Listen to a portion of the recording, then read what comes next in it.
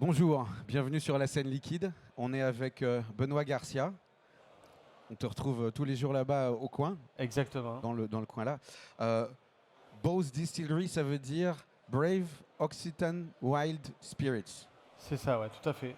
Comment est-ce que tu as inventé un nom pareil alors que tu es dans l'Aude? C'est la conjoncture de plein de parcours différents. En fait, je suis arrivé à la distillation de par les faits et gestes que j'ai eus depuis le début, quoi, on va dire. Donc, ce qui m'a intéressé, c'est d'allier mon ancienne passion qui était le graffiti, le street art. Donc, OWS, c'était une équipe. J'ai rajouté le B devant, de Benoît, et ça fait Bose. Voilà. Mais qui a une autre signification aussi, parce que Bose, ça représente la proue du bateau, on va dire le Bose, l'arc. Et en fait, dans la distillation, on a pour cœur de séparer la tête, on garde le cœur et on enlève la queue. Donc la proue du bateau, on peut appeler ça Bose aussi. Donc voilà. Ça fait combien de temps que tu es passé à la distillation? Ça fait 7 ans aujourd'hui que je me suis converti à distillateur, quoi. Qu'est-ce qui s'est passé? Comment tu as attrapé ce virus? En fait, le virus, c'est techniquement, j'ai travaillé dans le génie climatique pendant 10-15 ans et un peu lassé de la structure, des choses comme ça, mais passionné par la technologie, les techniques et les choses comme ça. Et comme j'aime la création d'un côté et le bon produit un peu épicurien, ben, je me suis dit je vais allier tout ça et monter une distillerie. Alors je disais, tu es dans l'Aude, Oui, au sud de Carcassonne, oui, près de la montagne Noire. c'est ça. S'il y a une notion de terroir pour toi quand tu travailles dans la distillation, ça a une influence d'être en Occitanie. Tu l'as mis dans le nom, donc Tout à pour fait. toi, il y a quelque chose qui compte là. Ben, l'Occitanie, c'est quand même un territoire qui est assez marqué par son paysage, son environnement, ses gens, et il y a une identité assez forte. Donc en fait, le but, c'est de vraiment allier tout ça dans le spiritueux. C'est pas facile de faire du spiritueux en Occitanie parce que le climat est assez complexe, mais on arrive à faire des choses intéressantes et c'est plus le climat que le terroir qui va influencer, même si le terroir est marqué dans tout l'environnement, quoi. Le climat va influencer, tu peux développer parce que sur les alambics, ça va changer les réglages, ça va changer l'hygrométrie, ça va changer quoi? Oui, après dans l'alambic en soi, c'est une machine, donc en fait on met les choses dedans. La seule chose qui peut changer, c'est que c'est le niveau d'altitude qui fait que si on est très haut, on va chauffer moins pour arriver, mais ça ne change pas dans les machines. Mais les machines que j'ai mis dans la distillerie sont extrêmement différentes de toutes celles qu'on trouve en France aujourd'hui, quoi. C'est-à-dire? C'est-à-dire que, on va dire que mon premier alambic que j'avais quand j'ai commencé à distiller était fait artisanalement par un chaudronnier de Dordogne. Et en fait, avec le temps, l'expérience, les choses comme ça, et puis me renseigner un peu de tout ce qui se fait dans l'univers du spiritueux, j'ai dessiné un nouvel alambic qui lui est un alambic hybride où je peux distiller en atmosphérique et sous vide. Allez, t'avais envie juste de te compliquer la vie, de devoir en plus faire une machine à toi, ça répond à un besoin ou à un résultat différent? Ça répond à un besoin, un résultat et une identité. Ok. En fait, c'est la somme de tout. Ça veut dire que là, on va goûter tout à l'heure. Tu as mis 3 bouteilles ici. C'est ça, oui. Ça veut dire que dans tes distillations, elles vont avoir un caractère vraiment absolument unique avec cette machine? Euh, Essentiellement, ouais. En fait, c'est pas que la machine, parce qu'on va dire, on va mettre en avant la machine, mais c'est qu'il y a tout le travail en amont qui vient en fait se lier à la machine et qui fait qu'en fait la résultante est différente. C'est une pensée globale, hein. Exactement. Il n'y a pas juste la distillation. Tu as apporté ce petit truc blanc à Les côté, tuyaux, l'emballage, parce que pour toi, c'est une chaîne, hein, depuis le. Exactement. En fait, c'est l'économie circulaire, que tout est en circulaire. On prend, on utilise, on renvoie, et en fait, c'est une boucle qui se forme, quoi. Ça veut dire qu'il y a eu un travail en amont quand tu as commencé à distiller aussi, pour sourcer des produits, Ah oui, il y a un écosystème autour de Bose. exactement. Ouais, voilà. Le but, c'est d'avoir le moins de déchets possible et de revaloriser tout ce qu'on fait, quoi. Bon, certes, on a des déchets, on ne peut pas être propre à 100%, on fabrique des produits, donc ça, c'est déjà une chose. Mais le but, c'était de. Là, dans les 3 produits que j'ai amenés, c'est de vraiment mettre en avant. Il y a comme on dit, un peu le terroir ou le climat qu'il faut travailler, et puis des techniques qui sont complètement différentes. Sur les 3 produits qu'on a là, en fait, on a le figuier de Barbarie, Le figuier de Barbarie, c'est un cactus qu'on trouve en fait partout en bord méditerranéen. Et j'en ai fait un spiritueux que je fume avec du bois d'olivier qui en fait lui va amener un profil un peu qu'on pourrait retrouver sur des tequilas ou des mezcal. Ok. Donc ça c'est m'inspirer de ce qui se fait ailleurs, mais lui amener en fait une notion de terroir. Local, Ouais, local. ça c'est pour le coup c'est occitan dans les produits et dans Exactement, ce que ouais. tu utilises. Et après, pour le côté, on parlait tout à l'heure de terroir, mais aussi de climat. J'ai le deuxième produit, c'est un whisky de sorgho.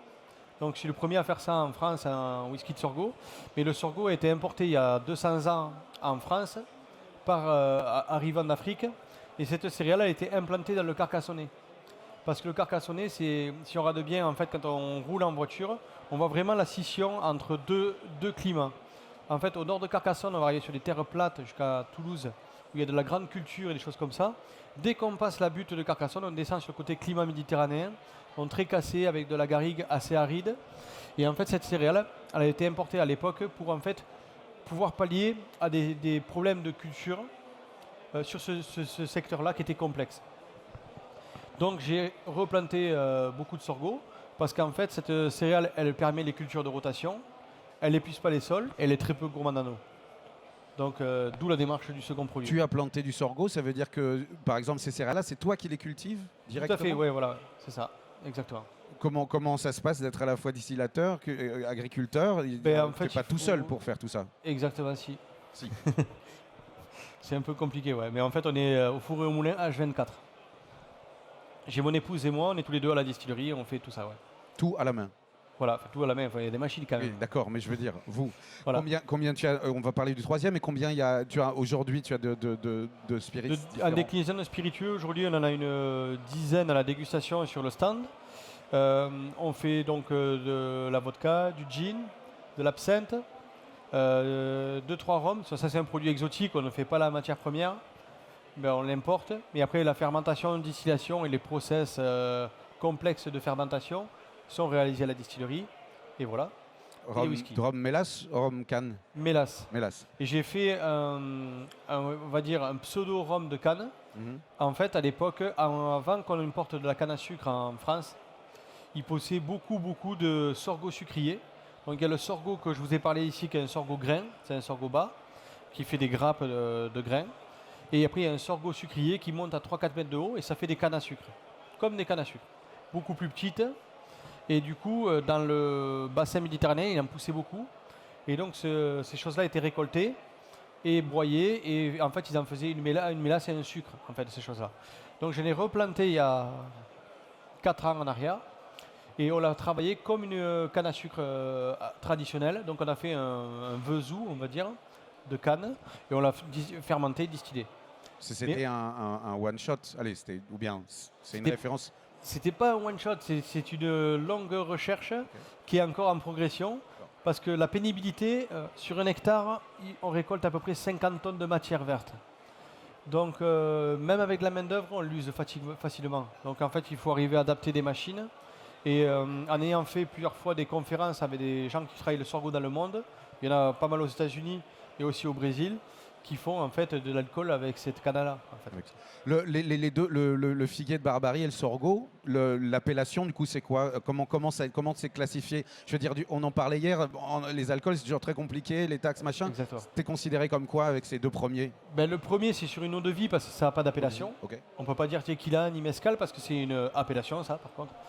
Le second, lui, c'est une céréale. Le sorgho est une céréale. Donc, comme c'est une céréale, si elle passe 3 ans en fût de chêne, on peut l'appeler whisky. Donc, c'est un whisky de de sorgho. grain. Voilà. Ok. Et le troisième? Et le troisième, donc là, le troisième, pour moi, c'est une innovation parce qu'on est sur un whisky nouvelle génération. On est sur un whisky qui est, pour moi, le moins carboné qu'on puisse trouver aujourd'hui en France. Parce que pour faire du malt koji, par rapport à du malt traditionnel, on utilise 50 fois moins d'eau. Donc 50 fois moins d'eau, c'est énorme. Et puis de ça, on n'a pas besoin d'utiliser l'énergie pour chauffer, pour sécher la céréale. Et aussi, une empreinte carbone qui n'est pas forcément dans toutes les distilleries, c'est qu'on n'a pas à transporter la céréale de chez moi, l'amener dans une malterie par des poids lourds et la faire rapatrier à la distillerie. Là, tout est fait sur place. Donc tu plantes, tu récoltes, tu fais ton malt et tu distilles. Exactement. Ouais. C'est assez unique. Il y en a très peu qui le font. Ouais. Je reviens sur l'emballage parce qu'on disait c'était un cycle. Tu peux nous dire pourquoi il est particulier, cet emballage blanc de bouteille à droite? Oui, voilà, en fait cet emballage, je l'ai fait, d'un, il a un côté esthétique, mais de second côté, en fait, c'est qu'il est biodégradable parce qu'il est fait en fait avec la bagasse de canne à sucre, la fibre de canne à sucre qui est transformée en pulpe, et du coup, en fait, on peut le mettre dans son compost. Il repartira en compost, il n'y a pas de carton, il n'y a pas d'encre, il n'y a rien du tout, donc en fait, on peut le mettre comme ça, quoi. Est-ce que tu veux qu'on fasse goûter? Est-ce que vous voulez goûter? Est-ce que vous avez envie de goûter quelque chose? Oui, non, peut-être. On va dire que oui. On est plutôt. Tu veux les servir ou Alex, oui, après, Alex va faire passer les verres. C'est des spiritueux de dégustation. On les boit purs. On peut les boire purs, on peut les boire accompagnés. Ce qu'il faut, c'est savoir les sublimer en fait, avant tout. Ok. Le but, c'est je laisse libre choix aux gens de le boire comme ils le souhaitent. Ce qu'il faut, c'est le respecter un minimum ou le rehausser ou l'accompagner comme il faut, quoi. C'est-à-dire, par exemple, sur le figuier de Barbarie, on va travailler comme si c'était un mezcal? On peut le travailler comme si c'était un mezcal ou une tequila. On peut faire des super bons cocktails où on sent toujours encore la matière. Tout est dans l'équilibre en fait. Voilà. Par lequel tu veux commencer? Je peux vous faire goûter déjà le figuier de Barbarie. Okay. Qui est intéressé par le figuier de Barbarie? On va vous l'apporter. Vous déplacez pas. Alex est là pour faire passer le plateau et les verres. Non, oui. Ouais. Le figuier de Barbarie, c'est toi qui le cultives aussi? En fait, je n'ai même pas le cultiver. C'est une plante qui est magique parce qu'elle pousse à l'état naturel. Et en fait, chaque année, je vais en couper. Et l'année d'après, je n'ai 2 fois plus. Parce que je ne l'arrache pas. Donc je le coupe et j'en ai 2 fois plus. C'est-à-dire que je peux avoir une expansion dans mon activité vu que tout ce que j'utilise, l'année d'après, je l'aurai plus. Donc voilà. Le figuier, tu le récoltes comme ça? C'est le fruit? C'est feuille? C'est le cactus entier. Je coupe les raquettes entières. Ouais. Et après, tu disais, avec du bois d'olivier fumé? C'est ça, parce qu'on a sur la ferme, en fait, on a donc la ferme, la distillerie. On a 50 hectares autour de la distillerie. On a une centaine d'oliviers. Donc quand on taille les oliviers, je mets les rameaux de côté, je laisse sécher et je m'en sers pour fumer après. Donc en fait, tu fais un match de départ avec le cactus? Exactement, ouais, voilà, je prends tous les cactus et je fume tout ensemble en fait. Ok. Et après, tu distilles. Et après, voilà, on distille tout ça. Ouais. Ton alambic, on va pas entrer dans les questions techniques, enfin peut-être que si, mais comme il est double, comment elle se passe ta distillation? Ah non, alors? En fait c'est une simple distillation fractionnée. Donc en fait, en une seule fois, on va passer d'une bière ou d'un mou qui est aux alentours de 8 degrés à quelque chose qui arrive au milieu d'alambic à 20 degrés et en fin de distillation, on est à 72. Mais tout ça, on est sans barboter dans les résidus de distillation, donc en fait on n'a pas de côté agressif, on a vraiment une rondeur et un gras. Okay. Et tu l'utilises comme ça sur tout, sur les whiskies, sur les... Exactement. Okay. Comme un cuisinier, il a une poêle et il peut faire du poisson et de la viande. Ça se passe bien? On n'a pas de crachoir en fait. Du coup, vous êtes obligé de boire ou de sentir. Est-ce que on sert dans d'autres verres le deuxième? Comment on peut, oui, on peut. C'est peut-être mieux. Le deuxième, c'était ce whisky de Sorgho. Exactement, ouais. Whisky de Sorgho. 3 ans de vieillissement minimum pour s'appeler whisky, ça veut dire que celui-là, tu l'as commencé... Il y a 3 ans. C'était quoi quel est le premier alcool que tu as distillé chez Bose? Le premier alcool que j'ai distillé, c'était un whisky qui, lui, était encore dans le chai, donc qui n'est pas encore vendu. Et après, j'ai fait donc du whisky, du gin, un peu de vodka. Et après, j'avais beaucoup de copains. En fait, moi, je faisais tout assez localement. Et beaucoup d'amis qui, en fait, eux, buvaient que du rhum. Ils m'ont dit, tu veux pas essayer de faire du rhum? J'ai essayé, je me suis fait pris au piège. Je suis obligé d'en faire. Tu t'es fait prendre au piège. Mais aujourd'hui, ton modèle économique, allez, on comprend bien, ça demande beaucoup de temps, beaucoup d'investissement. Ça marche? Tu es content? Ça marche jamais assez. Ça marche jamais assez, bien sûr, mais il y a eu un retour. Tu as une reconnaissance déjà. Les retours sont assez positifs. Les produits ont été déjà appréciés par plein de gens. Donc en fait, c'est toujours un bout de chemin, quoi. J'ai investi plus dans le produit que dans la communication. Donc au final, il faut le temps que le produit fasse un bout de chemin, en fait. On a bien compris que c'était ça qui comptait, c'est que c'est authentique et c'est sincère ta façon de travailler. La cible pour toi, c'est les restaurants, c'est les cavistes, c'est un melting pot de tout ça, quoi. Parce qu'il y a des produits qui seront plus axés comme pour le bar, par exemple, comme le figuier de Barbarie, qui va vraiment être rentré dans le spectre mixologie. Et après, on va partir sur des choses plus cavistes ou restaurateurs pour le côté dégustation ou au cadeau, offert ou des choses comme ça, quoi. Le figuier de Barbarie, là, on l'a bu, il est à température. On le sert plutôt Température. comme ça. Ouais. Pas froid, hein? Non, non. Moi, je vois pas l'intérêt parce qu'en étant froid, on va réduire le spectre aromatique aussi. Ouais. Donc, à la température ambiante, ça peut être stocké comme ça, bu comme ça, et il n'y a pas d'agressivité. Ouais. Donc le whisky de Sorgho, tu nous disais, c'est vrai que ça surprend de se dire que c'est du Sorgho et que c'est local, mais tu l'expliquais, ça on le boit comme un whisky? Exactement, c'est comme un whisky, sauf que le profil aromatique va être assez différent. On est sur quelque chose de plus aérien, plus léger, plus floral. Donc c'est une dimension différente qu'on peut connaître dans les whiskies qu'on a l'habitude de boire en fait. Qui serait intéressé pour le whisky? 1, 2, 3, non? 3 whiskies. Il a une robe assez particulière. Il est très blond. En fait, il est blond parce que là, l'élevage a été fait dans un fût à chauffe moyenne. C'était le but de garder vraiment toute la quintessence du produit, de la matière organique. Donc, je voulais vraiment qu'on sente le sorgho, qu'on sente ce côté, soit juste accompagné dans le vieillissement, quoi. Voilà. Tu peux en servir un 4e verre, c'est bien sûr pour des raisons professionnelles. Il faut toujours être professionnel là-dedans. Merci beaucoup.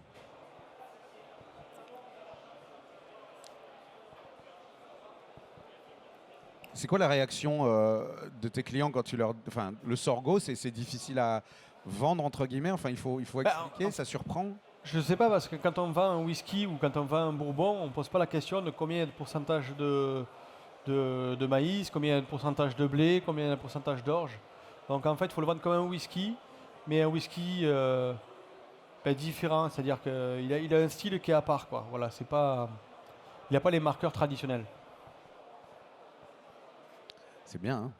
Comme tu disais, effectivement, il y a une rondeur, il y a quelque chose de très... c'est ça. C'est ça que tu cherches depuis le début. En fait, là, on peut trouver un style qu'on pourrait retrouver dans des bourbons, où on a un côté très rond, très gras, sauf qu'on n'a pas le côté surfait, surjoué du côté maïs. On a un côté plus aérien, plus léger, voilà. C'est beaucoup plus subtil et beaucoup plus... Il n'y a pas ce côté gros bonbon, popcorn, caramel. Et beurre salé, quoi. On n'en a pas forcément toujours conscience. Enfin, le grand public, la bière, le vin, on se dit bien on sait qu'il y a du vin nature et du pas nature.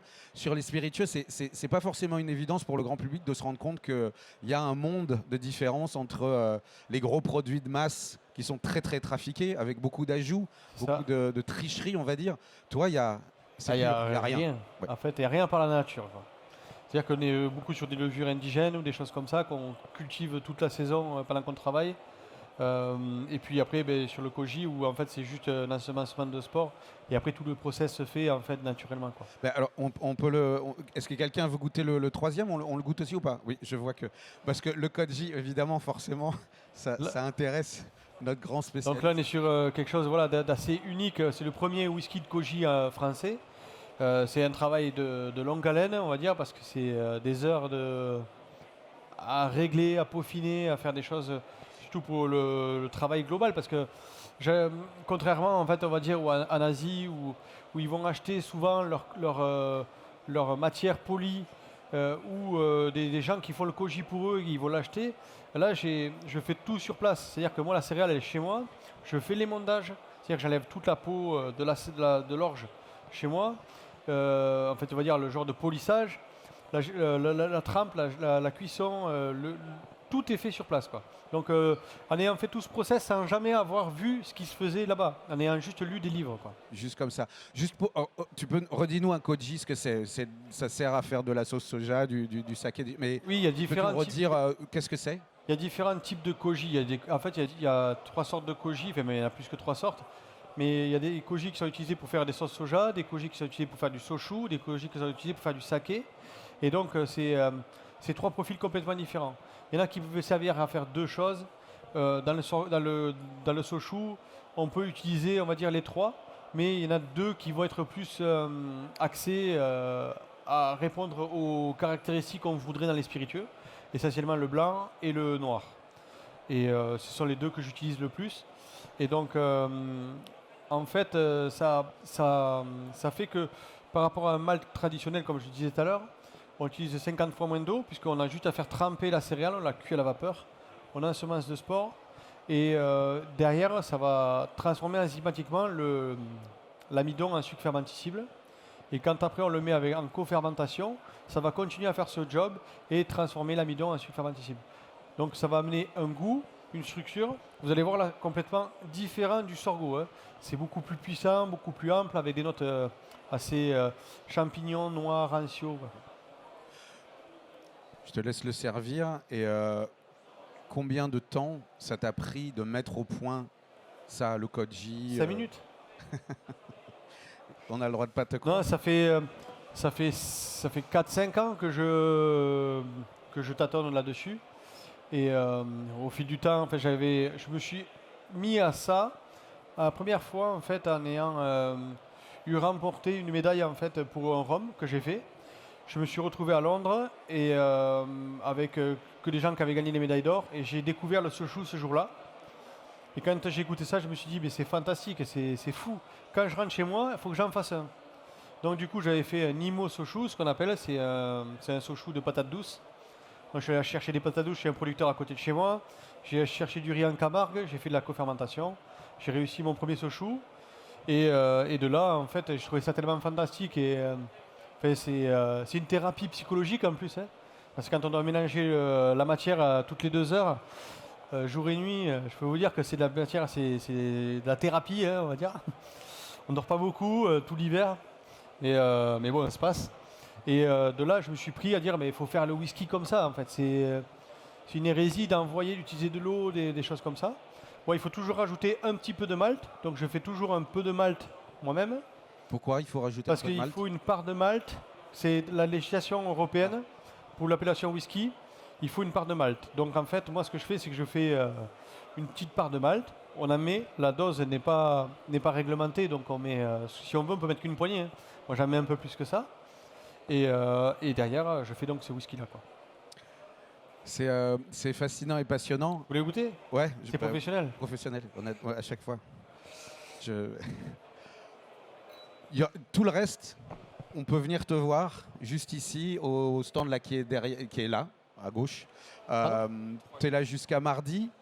On peut goûter tous les autres spiritueux de ta gamme? Exactement, vous pouvez venir au stand, je vous ferai l'explication de tous les spiritueux, la philosophie de la globalité, des choses comme ça. Toutes les questions que vous avez, je peux vous y répondre. Benoît, merci infiniment. Et merci à vous. On vient de voir. Je vous demande d'applaudir Benoît Garcia, s'il vous plaît, de Bows Distillery. Et merci de nous avoir fait goûter ces 3 fantastiques spiritueux. On se donne rendez-vous dans 5-10 minutes maximum avec Simon Vigneault. Et on va être dans le même thème. On va un petit peu plus à l'ouest et on va parler d'Armagnac. Merci beaucoup. Parfait. Benoît. À très vite. Un peu plus au nord. Hein? Au nord-ouest. Au nord-ouest.